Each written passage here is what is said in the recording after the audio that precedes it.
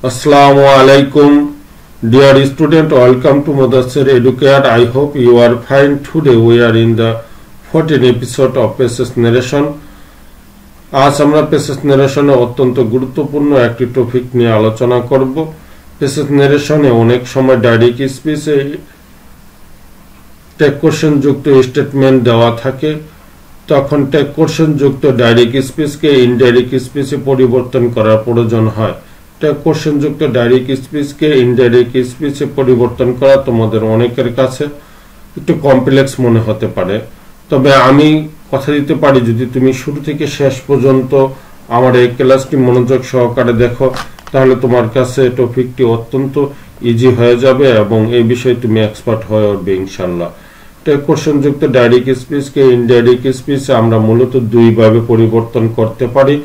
প্রথমত সেন্টেন্সটিকে আমরা অ্যাসার্টিভ হিসাবে ধরে করতে পারি, অথবা এই স্টেটমেন্টটিকে আমরা অ্যাসার্টিভ হিসাবে না ধরে ইন্টারগেটিভ হিসাবে ধরেও পরিবর্তন করতে পারি। টেক কোশ্চেন যুক্ত ডাইরেক্ট স্পিচকে ইনডাইরেক্ট স্পিচে পরিবর্তন করার পূর্বে আমাদের টেক কোশ্চেন সম্পর্কে জানার প্রয়োজন। টেক কোশ্চেন যুক্ত ডাইরেক্ট স্পিচকে ইনডাইরেক্ট স্পিচে পরিবর্তন করার পূর্বে টেক কোশ্চেন সম্পর্কে আমাদের একটু জানা প্রয়োজন। টেক কোশ্চেন কি?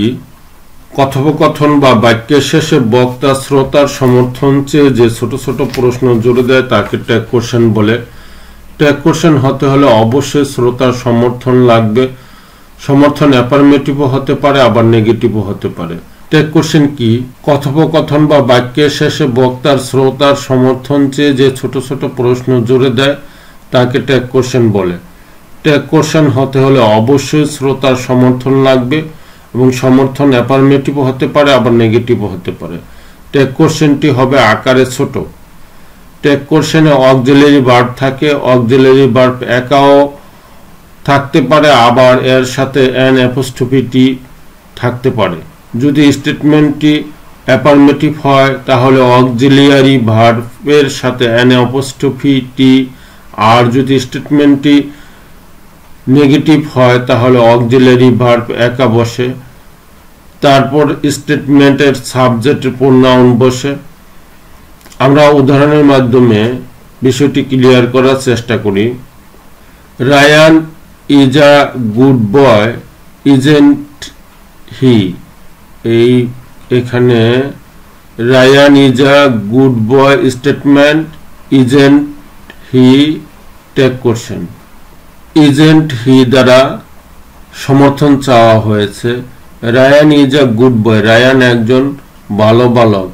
যাদের কাছে এটা কথা বলা হয়েছে ওইসব শ্রোতার কাছে আবার পরে কি সমর্থন চাওয়া হয়েছে, ইজেন্ট হি, তাই নয় কি?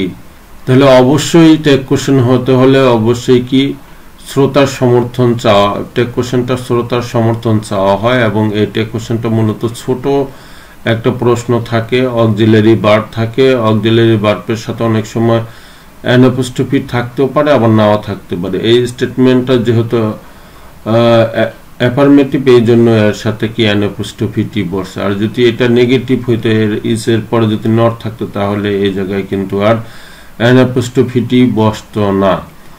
আরেকটি উদাহরণ দেখি। Fatema can not do the work, Fatema কাজটি করতে পারে না। ক্যান শি, পারে কি?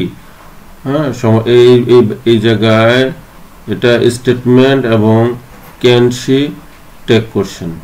এই স্টেটমেন্টটি যেহেতু নেগেটিভ, টেক কোশ্চেন সেহেতু অ্যাফার্মেটিভ হয়েছে।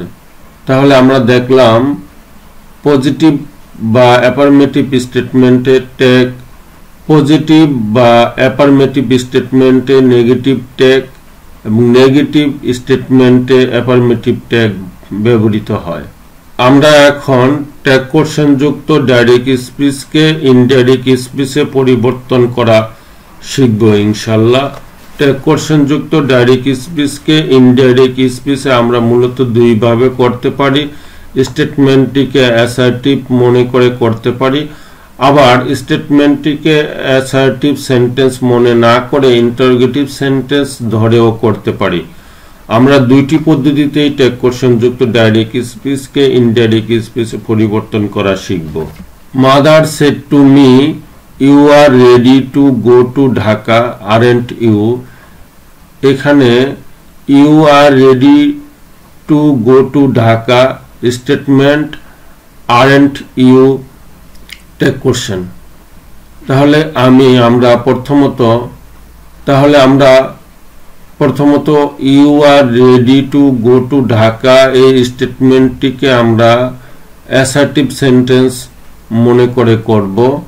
মাদার রিপিটিং ভার্বের সাবজেক্ট, রিপিটিং ভার্ব সেট, রিপিটিং ভার্বের অবজেক্ট মি। তারপর যেহেতু এই সেন্টেন্সটিকে আমি অ্যাসার্টিভ সেন্টেন্স ধরেছি সেহেতু এটাকে আমরা দ্যাট দিয়ে কনজাংশন করব। এখন আমাদের এই আরএন্ট ইউ এই অংশটুকুর জন্য কাজ করতে হবে। এই অংশটুকু পরিবর্তন করতে হলে আমাকে রিপিটিং ভার্বের সাবজেক্টের প্রোনাউন দিতে হবে। তারপর এজিউমড অথবা বিলিভড দেওয়া যায়, দুইটার যে কোনো একটা দিলেই হবে। এখন আমাকে এই অংশটুকুর কাজ করতে হবে। ইউ সেকেন্ড পারসন পরিবর্তন হবে রিপিটিং ভার্বের অবজেক্ট অনুসারে, রিপিটিং ভার্বের অবজেক্ট মি। এখন ইউটা সাবজেক্ট প্রোনাউন, ইউ যেহেতু সাবজেক্ট প্রোনাউন তাই এই মির সাবজেক্ট প্রোনাউনকেই গ্রহণ করবে, মির সাবজেক্ট প্রোনাউন আই। আর পরিবর্তন হবে ওয়াস অথবা ওয়ার হবে। এখন আই যেহেতু ফার্স্ট পারসন সিঙ্গুলার নাম্বার সেহেতু এই জায়গায় ওয়াজ বসবে। Ready to go to Dhaka অপরিবর্তিত অবস্থায় বসবে।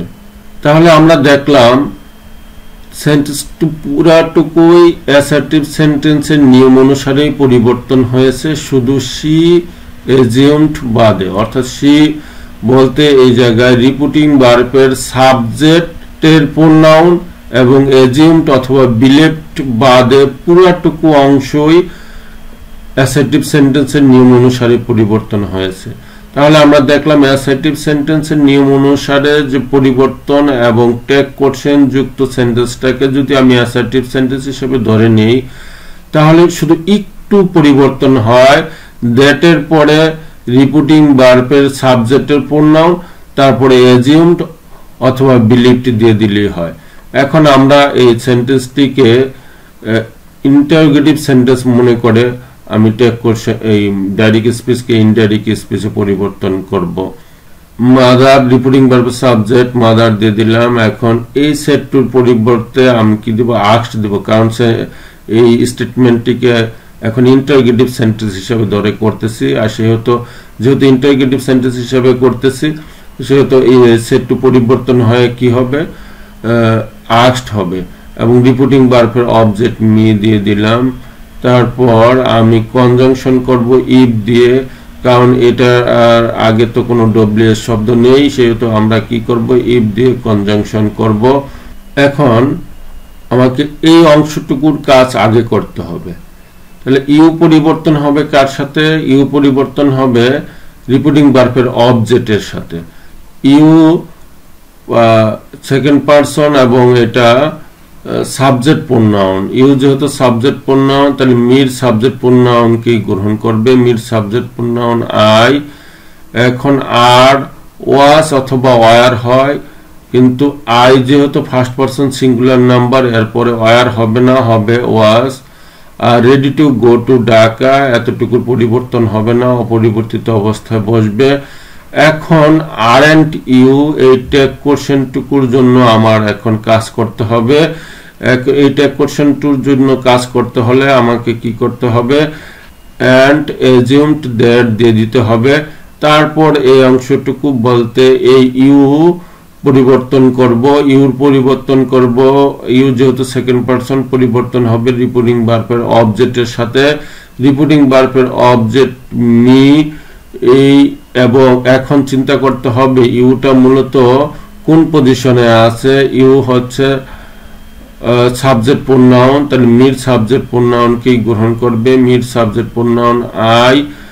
এবং আরএন্ট আছে, আরএন্ট পরিবর্তন হবে ওয়ার নট অথবা ওয়াজ নট। এখন আমি এই জায়গায় দিয়ে দিলাম ওয়াজ, নট দিলাম না কেন, নট না দেওয়ার কারণ হলো এই টেক কোশ্চেনটা যদি নেগেটিভ হয় তাহলে আমাকে কি করতে হবে, এই অক্সিলারি ভার্ব যেটা দিব এর পরে আর an apostrophe t বা নট দেওয়া লাগবে না। আর যদি নট না থাকে তাহলে নট নিয়ে আসতে হবে, দিতে হবে।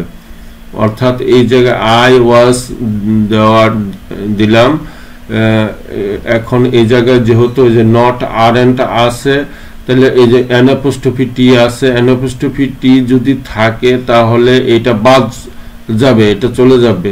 আর যদি না থাকে তখন নিয়ে আসতে হবে। যেহেতু এই জায়গায় আছে এই জন্য আমরা কি করলাম, নট দিলাম না। আর যদি নট না থাকতো তাহলে আমাদের নট দিতে হতো। এর আগে দেখি এই যে এই জায়গায় আমরা যে পরিবর্তনটুকু করলাম, এটা যদি ইন্টারোগেটিভ সেন্টেন্সের নিয়ম অনুসারেই পুরাটুকু পরিবর্তন হয়েছে, এতটুকু পুরাটুকু ইন্টারোগেটিভ সেন্টেন্সের নিয়ম অনুসারে পরিবর্তন হয়েছে এই পর্যন্ত। আর আরএনটি এর জন্য খালি শুধু বেশি দিতে হয়েছে, and assumed that and I was, এতটুকু শুধু বেশি দিতে হয়েছে। হ্যাঁ, আমরা আর কয়েকটি উদাহরণ দেখি। Fatema said to me, I didn't do anything wrong, did I? এই স্টেটমেন্টটিকে আমি অ্যাসার্টিভ মনে করে প্রথম অবস্থায় করি। তাহলে ইনডাইরেক্টে ফাতেমা রিপিটিং ভার্বের সাবজেক্ট said to পরিবর্তন হয়ে said to হবে অ্যাসার্টিভ সেন্টেন্সে। ইনডাইরেক্ট করি, ফাতেমা রিপিটিং ভার্বের সাবজেক্ট ফাতেমা দিলাম, said to পরিবর্তন হয়ে said to, রিপিটিং ভার্বের অবজেক্ট মি। এখন এটাকে কনজাংশন করতে হবে দেড় দিয়ে, যেহেতু অ্যাসার্টিভ সেন্টেন্স হিসেবে ধরে করতেছি। এখন এই ট্যাগ কোশ্চেন যুক্ত অংশটুকুর জন্য কাজ করতে হবে। ট্যাগ কোশ্চেন যুক্ত অংশটুকুর জন্য কাজ করতে হলে আমাকে শুধু দিতে হবে রিপিটিং ভার্বের সাবজেক্টের প্রোনাউন শি এবং এজিউমড অথবা বিলিভড, এতটুকু দিলেই হবে। এখন এই অংশটুকুর কাজ করব। এই অংশটুকুর কাজ করতে হলে প্রথমত এটা যেহেতু ফার্স্ট পারসন পরিবর্তন হবে রিপিটিং ভার্বের সাবজেক্ট অনুসারে। দ্বিতীয়ত চিন্তা করতে হবে ফার্স্ট পারসন আছে ঠিক আছে, কিন্তু এটা কোন পজিশনে আছে, এটা সাবজেক্ট প্রোনাউন। যেহেতু সাবজেক্ট প্রোনাউন তা ফাতেমা সাবজেক্ট প্রোনাউনকে গ্রহণ করবে। ফাতেমা সাবজেক্ট প্রোনাউন শি দিয়ে দিলাম। ডিড নট থাকলে হয় হ্যাড নট প্লাস B3। তাহলে আমরা কি করলাম, হ্যাড নট প্লাস B3 দিয়ে দিলাম। B3 বলতে এখানে এই যে ডুর পাস্ট পার্টিসিপল ফর্ম দিয়ে দিলাম। এনিথিং রং এর কোনো পরিবর্তন হবে না। এখন আমরা এটাকে ইন্টারোগেটিভ সেন্টেন্স ধরে করি। রিপিটিং ভার্বের সাবজেক্ট, তারপর যেহেতু ইন্টারোগেটিভ সেন্টেন্স হিসেবে ধরে করতেছি সেহেতু সেড টু পরিবর্তন হয় আস্কড হবে, পরিবর্তে আস্কড, রিপিটিং ভার্বের অবজেক্ট মি এবং কনজাংশন করব ইফ দিয়ে। এবং এই অংশটুকুর কাজ আমরা আগে করব। আই পরিবর্তন হবে, আই যেহেতু ফার্স্ট পারসন পরিবর্তন হবে রিপিটিং ভার্বের সাবজেক্ট অনুসারে। রিপিটিং ভার্বের সাবজেক্ট ফাতেমা। এখন চিন্তা করতে হবে এই ফার্স্ট পারসনটা মূলত কোন পজিশনে আছে। ফার্স্ট পারসনটা আছে রিপিটিং ভার্বে, এটা সাবজেক্ট প্রোনাউন হিসাবে। যেহেতু সাবজেক্ট প্রোনাউন হিসাবে আছে সেহেতু ফাতেমার সাবজেক্ট প্রোনাউন কি গ্রহণ করবে, ফাতেমার সাবজেক্ট প্রোনাউন শি। আর ডিড নট থাকলে অর্থাৎ ডিডন্ট থাকলে হ্যাড নট প্লাস B3 বসবে। Had not plus B3, do did done, এখন ডান বসেছে। তারপরে এনিথিং রং, এতটুকু অংশের পরিবর্তন হবে না, অপরিবর্তিত অবস্থায় বসলো। এখন এই অংশটুকুর কাজ করতে হবে, ট্যাগ কোশ্চেন যুক্ত অংশটুকুর কাজ করতে হবে। ট্যাগ কোশ্চেন যুক্ত অংশটুকুর জন্য প্রথমে আমরা অ্যান্ড এজিউম দ্যাট দিয়ে দিলাম। এখন এই যে আই ফার্স্ট পারসন পরিবর্তন হবে রিপিটিং ভার্বের সাবজেক্ট অনুসারে। রিপিটিং ভার্বের সাবজেক্ট ফাতেমা, ফাতেমার প্রোনাউন শি কে গ্রহণ করবে, শি দিয়ে দিলাম। এখন ডিড মানে B2 থাকলে কি হয়, B2 থাকলে হ্যাড প্লাস B3 হয়। B2 থাকলে হ্যাড প্লাস B3 হয়। এখন আমি তো হ্যাড প্লাস B3 তো দিলাম না, দিলাম শুধু হ্যাড। অর্থাৎ ট্যাগ কোশ্চেন যুক্ত অংশে শুধু অক্সিলারি ভার্ব এবং সাবজেক্ট থাকে। অর্থাৎ এটাকে যখন আমরা অ্যাসার্টিভ সেন্টেন্স পরিবর্তন করি তখন সাবজেক্টটা আগে নিয়ে আসতে হয়, পরে শুধু অক্সিলারি ভার্বটা দিতে হবে, অন্য কিছু দিতে হবে না। আর একটা জিনিস তো অবশ্যই আমরা ইতিপূর্বে বলেছি যে টেক কোশ্চেনটা যদি অ্যাফার্মেটিভ হয় তাহলে অবশ্যই পরিবর্তন করার পরে এরপরে একটা নট দিয়ে দিতে হবে। আর যদি নেগেটিভ হয় অর্থাৎ নট থাকে তখন এই নটটা উঠে যাবে। আরেকটি উদাহরণ দেখি। ডাইরেক্ট স্পিচে আছে Della said to Jim I'm me without my hair and I। এটাকে আমরা ইনডাইরেক্ট অ্যাসার্টিভ সেন্টেন্স মনে করে করব। তাই প্রথম অবস্থায় ডেলা রিপিটিং ভার্বের সাবজেক্ট, তারপর রিপিটিং ভার্ব সেড, রিপিটিং ভার্বের অবজেক্ট জিম এবং কনজাংশন করব কি দিয়ে, দ্যাট দিয়ে কনজাংশন করব। এখন আমরা এই অংশটুকু ট্যাগ কোশ্চেন যুক্ত অংশটুকুর জন্য কাজ করব। ট্যাগ কোশ্চেন যুক্ত অংশটুকুর জন্য কাজ করতে হলে আমাকে প্রথম অবস্থায় রিপিটিং ভার্বের সাবজেক্টের প্রোনাউন দিতে হবে। রিপিটিং ভার্বের সাবজেক্টের প্রোনাউন শি, তারপরে এজিউমড অথবা বিলিভ যে কোনো একটা দিলেই হবে। এজিউমড দিয়ে দিলাম। তারপরে আমরা এই অংশটুকুর কাজ করব। আই ফার্স্ট পারসন, এই ফার্স্ট পারসন বা পরিবর্তন হবে রিপিটিং ভার্বের সাবজেক্টের সাথে। রিপিটিং ভার্বের সাবজেক্ট ডেলা। আই যেহেতু সাবজেক্ট প্রোনাউন হিসেবে আছে তাহলে ডেলার সাবজেক্ট প্রোনাউন কি গ্রহণ করবে? ডেলার সাবজেক্ট প্রোনাউন শি, তাহলে শি দিয়ে দিলাম। যেহেতু এম আছে, এম থাকলে ওয়াজ আর হয়। শি যেহেতু থার্ড পারসন সিঙ্গুলার নাম্বার সেহেতু এই জায়গায় ওয়াজ বসবে। আর মি পরিবর্তন হবে কার সাথে? মি পরিবর্তন হবে রিপিটিং ভার্বের সাবজেক্টের সাথে। এবং এই যে মিটা আছে কোন পজিশনে? মি আছে আই নি অবজেক্ট প্রোনাউন হিসেবে আছে, সেহেতু ডেলার অবজেক্ট প্রোনাউন কি গ্রহণ করবে? ডেলার অবজেক্ট প্রোনাউন হার। উইদাউট এর কোনো পরিবর্তন হবে না, অপরিবর্তিত অবস্থা বসবে। আবার মাই পরিবর্তন হবে কি? মাই ফার্স্ট পারসন, এটাও পরিবর্তন হবে রিপিটিং ভার্বের সাবজেক্ট ডেলার সাথে। তাহলে মাই যেহেতু আছে আই মি মাই অর্থাৎ পজিটিভ অ্যাডজেক্টিভ হিসাবে আছে, তাহলে ডেলার পজিটিভ অ্যাডজেক্টিভ কে গ্রহণ করবে? ডেলার পজিটিভ অ্যাডজেক্টিভ হার।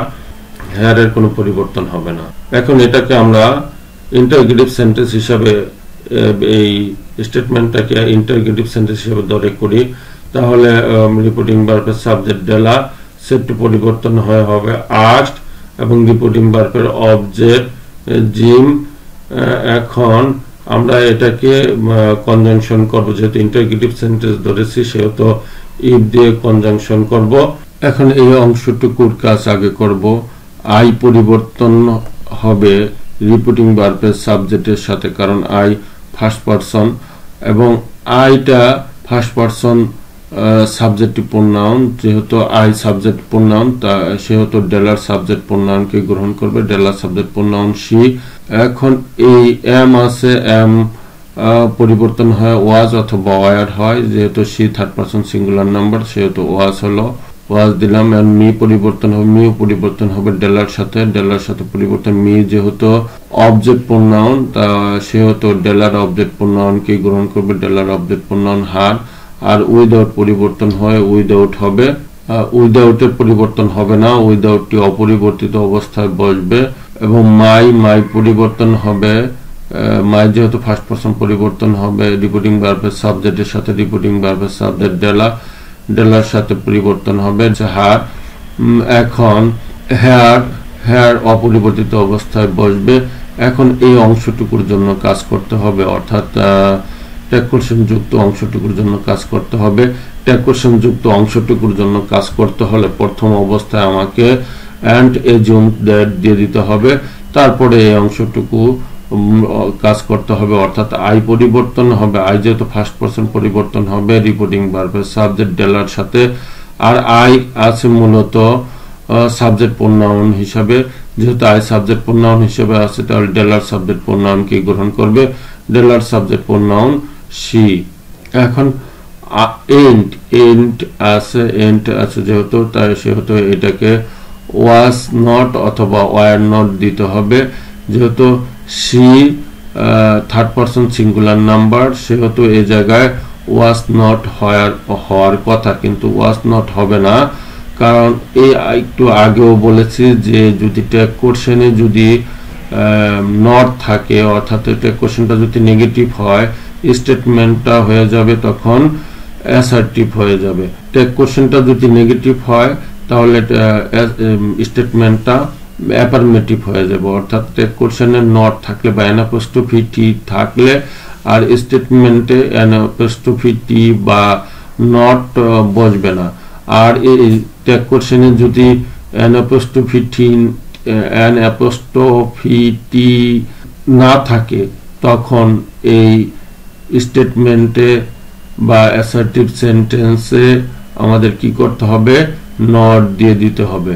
আশা রাখি উক্ত টপিকটি সম্পর্কে তোমরা একটা ক্লিয়ার ধারণা পেয়ে গেছো। সত্যিকার অর্থে যদি কেউ কোনো কিছু বুঝে আয়ত্ত করার চেষ্টা করে তাহলে ওই বিষয়টি অবশ্যই ক্লিয়ার হয়ে যায় এবং ওই বিষয় সম্পর্কে সে এক্সপার্ট হয়ে ওঠে। যদি এই ভিডিওটি তোমাদের সামান্যতম উপকারে এসে থাকে তাহলে অবশ্যই লাইক, কমেন্ট, শেয়ার এবং সাবস্ক্রাইব করে আমাকে অনুপ্রাণিত করবে। সত্যিকার অর্থে তোমাদের লাইক, কমেন্ট, শেয়ার এবং সাবস্ক্রাইব আমাকে ভীষণভাবে অনুপ্রাণিত করে এবং ভিডিও করার এবং ক্লাস নেওয়ার আগ্রহ যোগায়। পরবর্তী ক্লাসে তোমাদের সাথে দেখা হবে এই আশা রেখে আজকের মতো শেষ করছি। আসসালামু আলাইকুম ওয়া রাহমাতুল্লাহি ওয়া বারাকাতুহু।